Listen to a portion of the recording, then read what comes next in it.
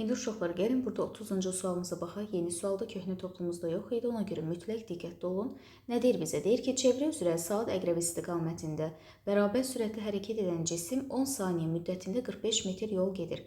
A nöqtəsindən B nöqtəsinə gələn cismin yerdəyişməyə görə orta sürətini hesablayın. İndi yoldaşlar, diqqət edirik. Bizə deyir ki, sənin cismin A-dan B-yə gəlib. A-dan A-ya gəlmək nə deməkdir? Bir tam dövr.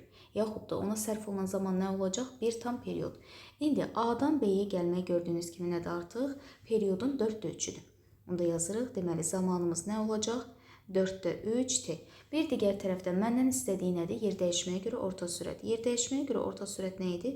Ümumi icra olunan yerdəyişmənin bu yerdəyişməni icra etmək üçün sərf olunan zamanın nisbəti idi. Yəni S ümumi bölünsün T ümumi. İndi bir digər tərəfdən çevrənin 4/3-ündə. 1/4 biz demişdik ki, yer dəyişməmiz nəyə bərabərdir? L kökdə 2. Bizə sərf olunan zaman da qeyd edib 10 saniyə. A-dan B-yə gəlmək üçün sərf etdiyim zaman nəymiş? 10 saniyəymiş. Onu da deməli, zamanı da yerinə gətirdik, onu qoyduq. Məndən istədiyi yer dəyişməyə görə orta sürəti uşaqlar tapmaq üçün gərək birinci mən naməlum radiusu bilim ki, ondan sonra sürəti tapa bilim. Onda necə tapırıq? Baxın, bizə gördüyünüz kimi 10 saniyə müddətində gedilən yolu verib.